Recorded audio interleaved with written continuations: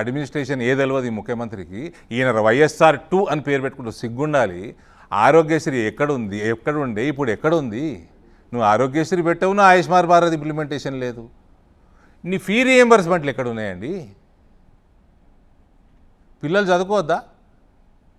గరీబోడు చదువుకోవద్దా? నువ్వు ఇవన్నీ చేసుకుంటే నీ ఎన్ఆర్ఐ వలసలు ఆగిపోవా అండి? ఎన్ఆర్ఐ వలసలు ఆగిపోతే నీకు అగ్రికల్చర్ లేబర్ వాడు పొలంలో వాడు పని చేసుకుంటాడు కదండి. Cost of production of crop will reduce. నీ మార్కెట్ కనెక్టివిటీకి ఏం చేసినావండి? పెద్ద పసుపు బోర్డు తేని రోజులు ఇదే రేవంత్ రెడ్డి రెండు. ఇవాళ పసుపు బోర్డు వచ్చింది, పసుపుకు రేట్లు వస్తున్నాయి. Farmers are happy. I want them to be more happy, that is different. Himachal ప్రదేశ్లో ఎంఎస్పి ఉంది పసుపుకి, 15,000 రూపాయలు క్వింటాల్కి ఉంది హిమాచల్ ప్రదేశ్లో. లోకల్ ప్రభుత్వం పెట్టింది. పసుపుకి నేషనల్ ఎంఎస్పి పెట్టలేము. సో నీకు ఏ పాలసీ లేదు, నీకు అడ్మినిస్ట్రేషన్ మీద ధ్యాస లేదు, ఏ ఇంపార్టెంట్ సబ్జెక్ట్ మీద ధ్యాస లేదు. ఈయన కూడా పాలసీ ఉంది, ఈయనకు కూడా రీసెర్చ్ ఉంటుంది, ఈయనకు కూడా టీము. ఇప్పుడు ఈయన నేను 3 బుల్లెట్ ట్రైన్లు తెచ్చినా అన్నాడు. 2020-2021లో 7 బుల్లెట్ ట్రైన్స్ ఏదో కారిడోర్స్ ఉన్నాయో అప్పుడే డిసైడ్ అయినాయి. ఈయన అప్పుడు తెచ్చిండా? ఈయన ముఖ్యమంత్రి ఎప్పుడేండు? నోటికి వచ్చింది వాగటం. ఈయనకి సబ్జెక్ట్ లేక కాదు. మీరు అలాంటప్పుడు బీయింగ్ అపోజిషన్ ఈ 2.5 సంవత్సరాలు భారతీయ జనతా పార్టీ ఫెయిల్ అయిందని అనుకోవచ్చు కదా. ఇలాంటి సమస్యలందరినీ ప్రజల ముందుకు తీసుకురావటం, ప్రజల దగ్గర ప్రభుత్వాన్ని ఎండగట్టడం, ప్రజా ఉద్యమాలు చేయడంలో బీజేపీ ఫెయిల్ అయిందని అనుకోవచ్చు. 100% నేను ఒప్పుకుంటాను సార్. మేము ప్రభుత్వంలో లేము, మేము ఎలక్షన్లు గెలవలేదంటే మేము ఫెయిల్ అయినట్టే లెక్క. నేను వెస్ట్ బెంగాల్ ఆల్సో అపోజిషన్ కూడా మీరు ఫెయిల్ అయ్యారు అనుకోవాలి. మరి అపోజిషన్లో పాస్ అయితే గవర్నమెంట్లో ఉంటాం కదా. సరే, ఇంక దానికి 2-3 సంవత్సరాలు ఉంది కదా. ఇప్పుడు రైట్ నౌ మీరు అంటున్నారు పర్సంటేజ్ గవర్నమెంట్ నడుస్తుంది అంటున్నారు, వసూళ్ల గవర్నమెంట్ నడుస్తుందని అంటున్నారు. మరి వీటన్నిటిని ఎక్స్పోజ్ చేసి ప్రజల ముందు ఎండగట్టాల్సిన మీరు అందరూ సైలెంట్గా ఇంట్లో కూర్చున్నారు.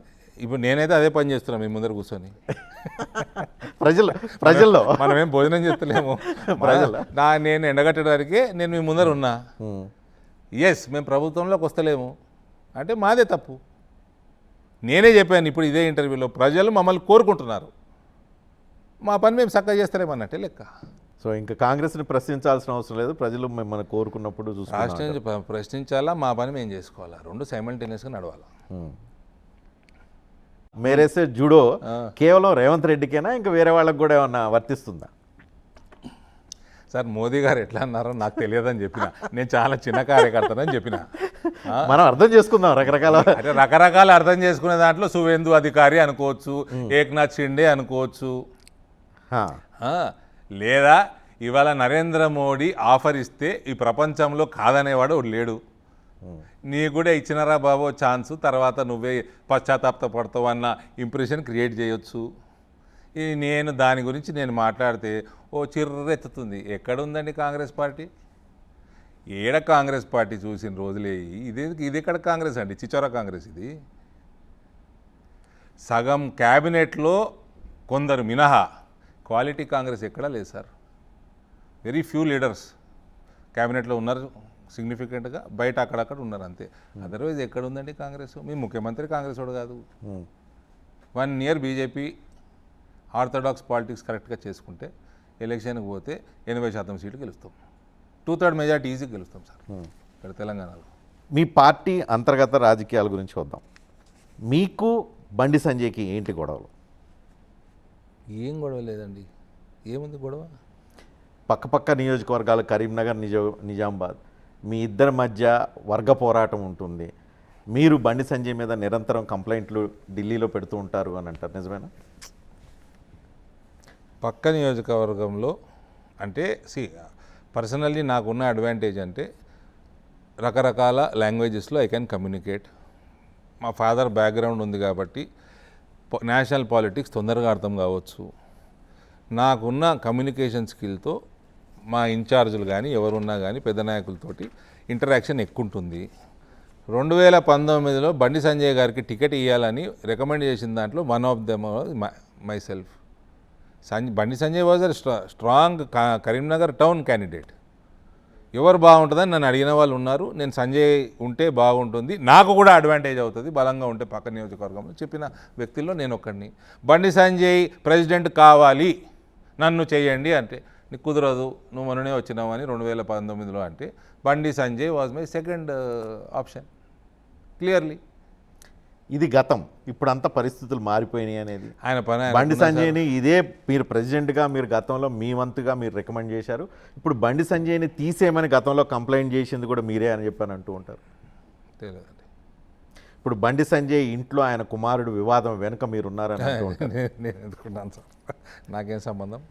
ఈ మొత్తం ఆ బండి సంజయ్ కుమారుడు ఎవరైతే ఆ మహిళ ఉందో, ఒక అమ్మాయి ఉందో, ఆ అమ్మాయిని పోలీస్ స్టేషన్కి వెళ్ళి కంప్లైంట్ ఇచ్చేలాగా మీరు ప్రవోక్ చేశారని అంటూ ఉన్నారు.